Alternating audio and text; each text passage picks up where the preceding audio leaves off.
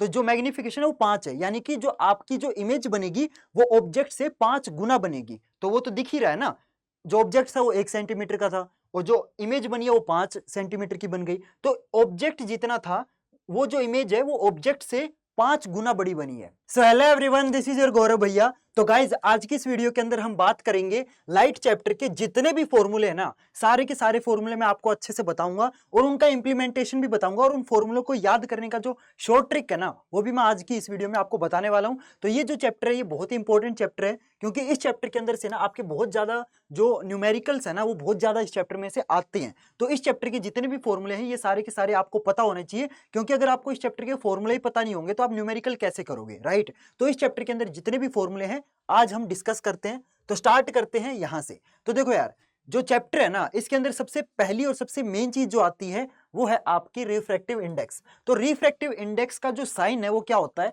Refractive index को हम दो साइन से रिप्रेजेंट कर सकते हैं। कुछ बुक में ये वाला साइन मिलेगा जिसको हम म्यू बोलते हैं, ये थोड़ा सा यू की टाइप में दिखता है, ठीक है, यू की शेप में होता है। और कुछ बुक्स में ये आपको एन की फॉर्म में लिखा मिलेगा। तो अगर आप म्यू लिखोगे पेपर के अंदर तो भी ठीक है, और अगर आप पेपर के अंदर एन लिख के आते हो तो भी ठीक है। कोई भी टीचर आपका गलत नहीं करेगा, आपको पूरे नंबर मिलेंगे, ठीक है। तो आपके ऊपर डिपेंड करता है आप म्यू लिख के आओगे या फिर एन लिख के आओगे। तो ये किसका साइन है, ये आपके रिफ्रैक्टिव इंडेक्स का साइन है, ठीक है। इसको बोलते क्या है, म्यू, ठीक है। मैं स्पेलिंग लिख देता हूं, MEW, म्यू से इसको प्रोनाउंस किया जाता है, ठीक है, समझ में आया। ओके, तो जैसे फॉर एग्जांपल यहाँ पे मैंने एन की फॉर्म में इसको रिप्रेजेंट किया है, आप चाहो तो इसको म्यू की फॉर्म में भी रिप्रेजेंट कर सकते हो, ठीक है। तो अब देखो, जो रिफ्रैक्टिव इंडेक्स के ना दो फॉर्मूले होते हैं।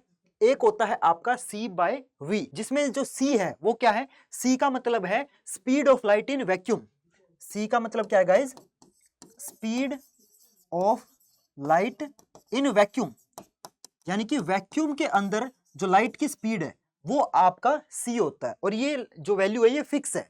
तो C की जो वैल्यू है वो कितनी होती है, C की वैल्यू होती है 3 × 10⁸ मीटर पर सेकेंड। तो C की वैल्यू जो है वो हमेशा आप 3 × 10⁸ पुट करोगे, ठीक है। C की वैल्यू फिक्स रहती है। लेकिन ये जो V है ना, ये वैल्यू जो है ये आपके न्यूमेरिकल में आपको दी मिलेगी, ठीक है। तो V की जो वैल्यू है वो चेंज होती रहती है। फॉर एग्जाम्पल, जो आपकी लाइट है वो मान लो किसी ग्लास के थ्रू पास हो रही है, कांच के थ्रू पास हो रही है, तो उस कांच के थ्रू जो लाइट पास हो रही है, तो उस कांच के अंदर जो लाइट है उसकी स्पीड क्या है, वो आपकी V होती है। देखो मैं आपको एग्जांपल से समझाता हूं, क्योंकि एग्जांपल से जो चीजें हैं वो बेटर तरीके से समझ आती है, ठीक है। तो मान लो ये एक कांच का टुकड़ा है, ठीक है, ये ग्लास है, और इस ग्लास के अंदर से जो लाइट पास हो रही है ये मान लेते हैं कि ये 2 × 10⁸ मीटर पर सेकेंड की स्पीड से पास हो रही है।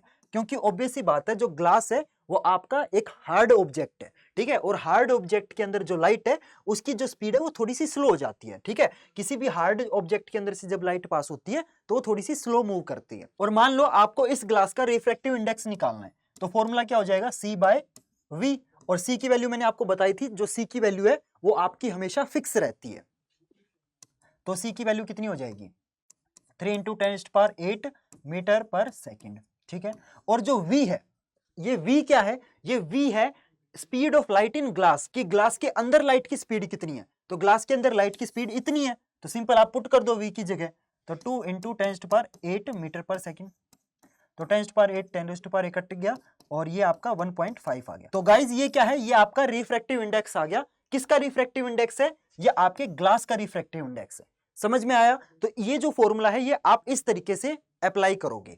चलो अगले फॉर्मूले पे चलते हैं। तो रिफ्रैक्टिव इंडेक्स निकालने के ना टोटल दो फॉर्मूले हैं, कोई ऐसा जरूरी नहीं है कि एक ही फॉर्मूला है।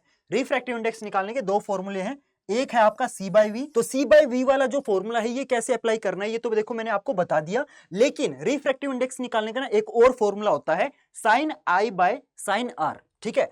sin I/sin R ये बहुत इंपॉर्टेंट फॉर्मूला है, बहुत सारे न्यूमेरिकल में ये वाला फॉर्मूला अप्लाई होता है। ये वाला फॉर्मूला आप कब अप्लाई करोगे, जब आपको एंगल दिया मिलेगा, ठीक है। जब आपके न्यूमेरिकल के अंदर आपको एंगल दिया होगा तब आप ये वाला फॉर्मूला अप्लाई करोगे। लेकिन जब आपको स्पीड दे रखी होगी तो आप ये वाला फॉर्मूला अप्लाई करोगे, ठीक है। तो बहुत सारे बच्चे कंफ्यूज हो जाते हैं कि भैया कब हमें ये वाला अप्लाई करना है और कब ये वाला अप्लाई करना है। न्यूमेरिकल के अंदर अगर एंगल दे रखा है तो you will use this formula, and अगर न्यूमेरिकल के अंदर स्पीड दे रखी है तो आप ये वाला फॉर्मूला यूज करोगे। ये क्वेश्चन टू क्वेश्चन डिपेंड करता है कि क्वेश्चन में एंगल की बात हुई है या फिर स्पीड की बात हुई है, ठीक है। तो अब ये जो फॉर्मूला है ये कैसे यूज करना है वो मैं आपको बता देता हूं।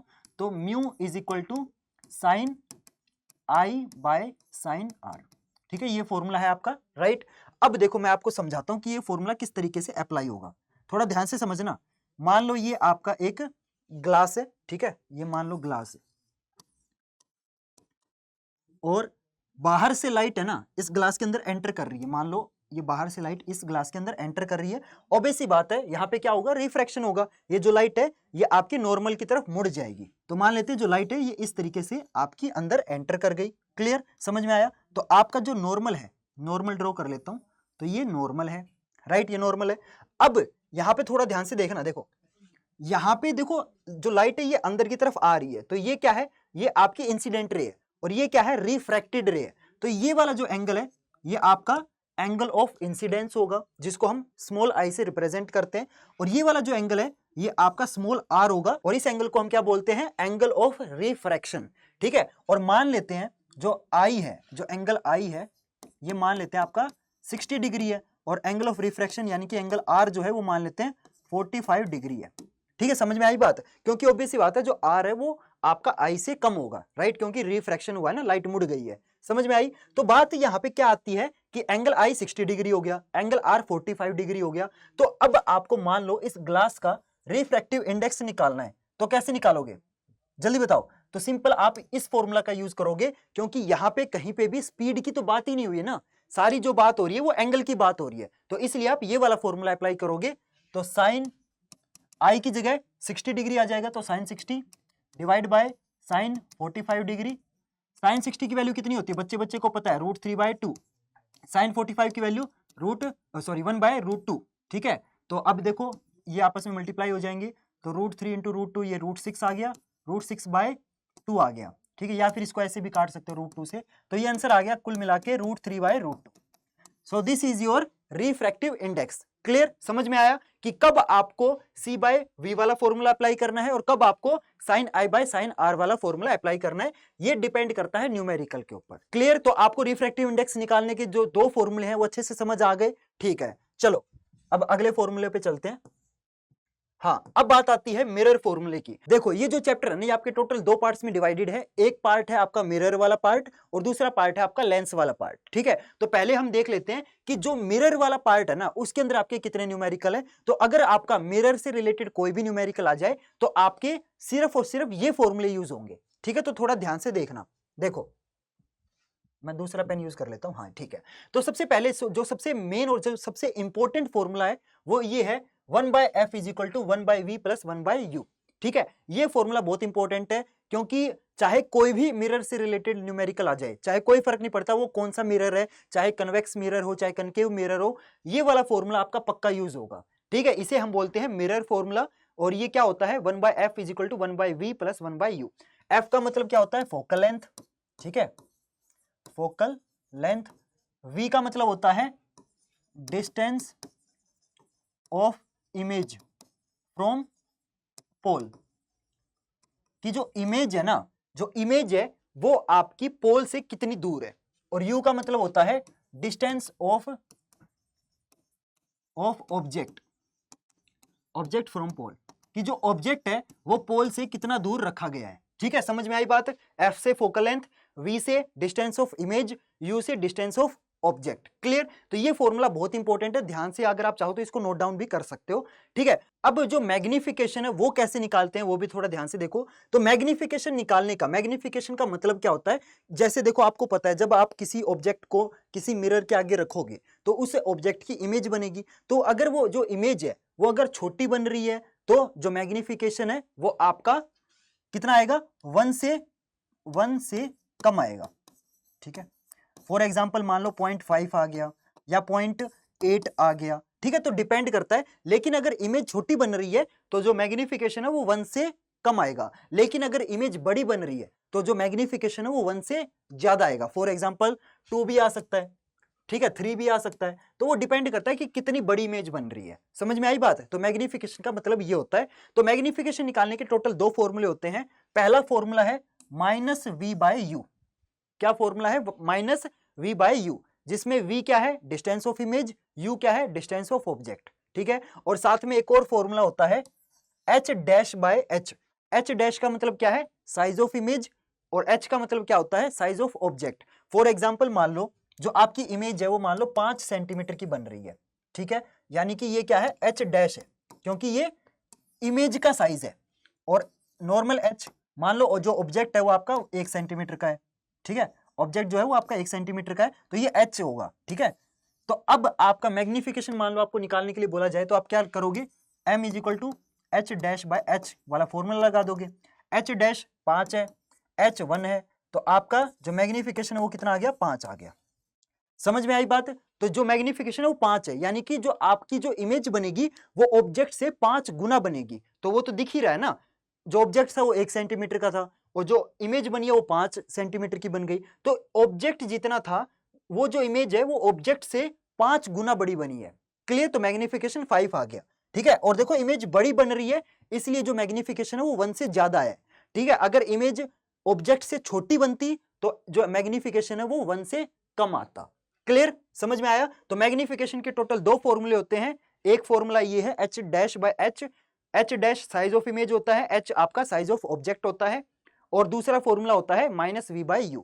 देखो जब आपको इमेज और ऑब्जेक्ट का साइज दे रखा हो तो आप ये वाला फॉर्मूला अप्लाई करोगे, लेकिन अगर आपको साइज नहीं दे रखा लेकिन आपको इमेज और ऑब्जेक्ट का डिस्टेंस दे रखा है, ठीक है, मान लो आपको v और u पता है तो आप ये वाला फॉर्मूला यूज करोगे, क्योंकि आपको साइज तो पता नहीं ना, तो आप ये वाला फॉर्मूला यूज करके भी आप मैग्निफिकेशन निकाल सकते हो, ठीक है। तो दूसरा फॉर्मूला क्या है मैग्निफिकेशन निकालने का, m is equal to -v by u। Clear. और एक और फॉर्मूला क्या था, h डैश बाय h। तो मैग्निफिकेशन निकालने के टोटल ये 2 फॉर्मूले हैं आपके। Clear everyone. एक चीज और ध्यान से समझना, अगर आपका मैग्निफिकेशन नेगेटिव आ जाए तो ये समझना कि जो आपकी इमेज बनी है वो आपकी रियल और इन्वर्टेड बनी है, और अगर आपका मैग्निफिकेशन पॉजिटिव आ जाए तो ये समझना कि जो आपकी इमेज बनी है वो वर्चुअल और इरेक्ट बनी है, ठीक है। बहुत सारे बच्चे कंफ्यूज हो जाते हैं। देखो अगर आपका मैग्निफिकेशन 1 से कम आए तो समझ जाना कि जो इमेज है वो आपकी छोटी बनी है, ठीक है। और अगर आपका मैग्निफिकेशन 1 से ज्यादा आ जाए तो समझ जाना जो इमेज है वो बड़ी बनी है, ठीक है। ये तो हो गया इमेज छोटी बनी है या बड़ी बनी है, लेकिन इमेज किस तरीके की बनी है, मतलब रियल बनी है या फिर आपकी वर्चुअल बनी है, वो कैसे पता चलेगा। अगर आपका मैग्निफिकेशन पॉजिटिव आ जाए तो समझ जाना कि जो इमेज बनी है वो वर्चुअल एंड इरेक्ट बनी है। मैंने शॉर्ट फॉर्म में लिख दिया, V for virtual, E for erect, ठीक है। अगर आपका मैग्निफिकेशन नेगेटिव आ जाए तो समझ जाना कि जो आपकी इमेज बनी है वो रियल एंड इन्वर्टेड बनी है। तो मैंने ये भी शॉर्ट फॉर्म में लिख दिया, R से रियल, I से इन्वर्टेड। क्लियर। तो मैग्निफिकेशन की जो वैल्यू है ना वो भी हमें काफी चीजें बताती है, ठीक है। पॉजिटिव नेगेटिव से हमें पता चलेगा कि जो इमेज बनी है वो वर्चुअल है या फिर रियल है, और वैल्यू जो है ना वो अगर 1 से ज्यादा आए तो इमेज बड़ी है, 1 से कम आए तो इमेज छोटी है, ठीक है। तो वैल्यू से हमें छोटी बड़ी का पता चलेगा। Clear everyone. यहां तक कोई डाउट हो तो बताओ। तो गाइज ये थे आपके मिरर से रिलेटेड जितने भी फॉर्मूले थे वो मैंने आपको समझा दिए। अब चलते हैं हमारे लेंस वाले फॉर्मूले पे। तो लेंस वाले फॉर्मूले निकाल लेते हैं। हाँ, तो अब बात करते हैं लेंस की। तो लेंस वाला जो फॉर्मूला है ना, देखो जैसे मैंने मिरर वाला फॉर्मूला बताया था उसमें मैंने क्या बताया था कि कोई फर्क नहीं पड़ता आपका मिरर कन्वेक्स है या कनकेव है, मिरर फॉर्मूला दोनों टाइप के मिरर पे अप्लाई होता है। उसी सेम तरीके से जो आपका लेंस फॉर्मूला है वो भी आपका convex as well as concave दोनों टाइप के लेंस के ऊपर अप्लाई होता है, ठीक है। कोई फर्क नहीं पड़ता आपके पास कौन से टाइप का लेंस है, लेकिन आप दोनों टाइप के लेंस पे ये वाला जो फॉर्मूला है वो अप्लाई कर सकते हो। अब आप थोड़ा ध्यान से देखो फॉर्मूला क्या है।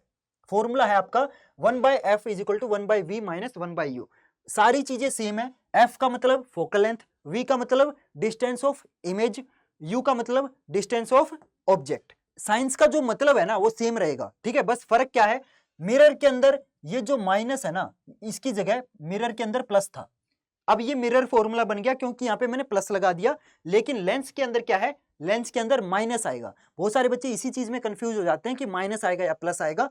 लेंस के अंदर माइनस आता है, मिरर के अंदर प्लस आता है। क्लियर। तो आपको लेंस फॉर्मूला अच्छे से समझ आ गया। अब बात करते हैं मैग्निफिकेशन की। तो मैग्निफिकेशन के अंदर आपका h डैश बाय h वाला जो फॉर्मूला ये सेम रहेगा, बस आपका जो v बाय u वाला फॉर्मूला है ना वो चेंज हो जाएगा। मिरर के अंदर क्या था, -v बाय u था, लेकिन लेंस के मैग्निफिकेशन के अंदर क्या होगा, v बाय u होगा। यहाँ पे प्लस है, ठीक है। मिरर के अंदर माइनस था, यहाँ पे प्लस है, इस बात का ध्यान रखना, ठीक है। बाकी h डैश बाय h वाला जो फॉर्मूला है ये लेंस और मिरर दोनों के अंदर सेम रहता है। Clear everyone? तो अगर आपको इमेज का डिस्टेंस और ऑब्जेक्ट का डिस्टेंस पता है तो आप ये वाला फॉर्मूला लगा सकते हो, और अगर आपको इमेज एंड ऑब्जेक्ट दोनों का साइज पता है तो आप ये वाला फॉर्मूला लगा सकते हो। क्लियर, समझ में आया? ठीक है। अब बाकी सारी चीजें सेम है। अगर आपका मैग्निफिकेशन नेगेटिव आ जाए तो इमेज जो है वो रियल एंड इन्वर्टेड बनेगी, एंड अगर आपका मैग्निफिकेशन पॉजिटिव आ जाए तो जो इमेज आपकी वो वर्चुअल एंड इरेक्ट बनेगी। Clear everyone? समझ में आया यहां तक? ठीक है, तो बहुत सारी बेसिक चीजें थी, बस आपको ना साइन का ध्यान रखना है। मैग्निफिकेशन में मिरर के अंदर माइनस आता है, लेंस के अंदर प्लस आता है, और इस फॉर्मूले में यहां पे माइनस आएगा, मिरर के अंदर प्लस था। ठीक है, बस इस चीज का ध्यान रखना, बाकी तो बहुत सारी बेसिक चीजें हैं। चलो आगे चलते हैं। इसके बाद आता है आपका आखिरी फॉर्मूला, पावर ऑफ लेंस, जिसको हम शॉर्ट फॉर्म में पी से रिप्रेजेंट करते हैं। तो किसी भी लेंस की पावर निकालनी हो ना, सिंपल एक काम करो, उसकी फोकल लेंथ का रेसिप्रोकल कर दो। और एक बात जरूर ध्यान रखना, जो फोकल लेंथ लेनी है वो मीटर में लेनी है। फॉर एग्जाम्पल मैं आपको एग्जाम्पल से समझाता हूं। मान लो आपके एक लेंस की जो फोकल लेंथ है वो आपको मान लो 30 सेंटीमीटर दे रखी है, या फिर एक काम करता है 30 की जगह 50 सेंटीमीटर ले लेते हैं, कैलकुलेशन में आसानी होगी। ठीक है, तो अब मेरे को इस लेंस की पावर बताओ, तो कैसे निकालोगे? सबसे पहले आप इस लेंस की पावर को सेंटीमीटर से मीटर में कन्वर्ट करोगे, और सेंटीमीटर से मीटर में कन्वर्ट करना इजी है, सिंपल क्या करो 100 से डिवाइड कर दो, तो 50 डिवाइड बाय 100, तो ये आ गया आपका 0.5 मीटर। ठीक है, तो हमने सेंटीमीटर को मीटर में कन्वर्ट कर लिया। अब इस फोकल लेंथ का हम रेसिप्रोकल करेंगे, क्योंकि जो पावर है वो 1/f होती है। ठीक है, तो इज इक्वल टू 1/0.5 आ जाएगा, तो ये आ गया आपका 2। और ये जो 2 है ये क्या है? 2 डायप्टर है। ये जो पावर आई है ये 2 डायप्टर है। समझ में आई बात? This is 2 dioptre. डायप्टर का मतलब क्या होता है? ये आपके पावर की ऐसा यूनिट है। जैसे वेट को हम केजी में मेजर करते हैं, डिस्टेंस को हम मीटर या किलोमीटर में मेजर करते हैं, उसी तरीके से जो पावर है ना उसको हम डायप्टर में मेजर करते हैं। समझ में आई बात? तो कहीं पे भी अगर पावर लिखी हो ना तो समझ जाना कि वो डायप्टर में लिखी हुई है। Clear everyone? ठीक है, समझ में आया? तो पावर की ऐसा यूनिट क्या होती है? डायप्टर होती है। ठीक है, तो गाइज इस चैप्टर के जितने भी फॉर्मूले थे वो मैंने आपको देखो अच्छे से समझा दिए, उनका ना यूज केस भी बता दिया, और हर फॉर्मूला जो है ना वो मैंने डिटेल में आपको समझाया है। ठीक है, तो होप करता हूं यार ये सारी चीजें आपको अच्छे से समझ आ गई होगी। देखो यार इस वीडियो को बनाने में लिटरली बहुत ज्यादा मेहनत लगी है, तो प्लीज यार जाते जाते वीडियो को लाइक जरूर कर देना, और इस चैनल को जरूर सब्सक्राइब कर लेना, क्योंकि इस टाइप की जो वीडियोस है ना वो मैं अपने चैनल पे अपलोड करता रहता हूं। तो प्लीज यार जाते जाते चैनल को सब्सक्राइब कर लेना, और साथ में इस वीडियो को अपने फ्रेंड्स और क्लासमेट के साथ जरूर शेयर कर देना, ताकि यार उनको भी इस चैप्टर से रिलेटेड जितने भी फॉर्मूले हैं उनको भी अच्छे से समझ आ सके। ठीक है, तो प्लीज वीडियो को शेयर जरूर कर देना। ठीक है, तो चलो गाइज मिलते हैं फिर अगले वीडियो में नए टॉपिक के साथ। तब तक के लिए goodbye and have a nice day.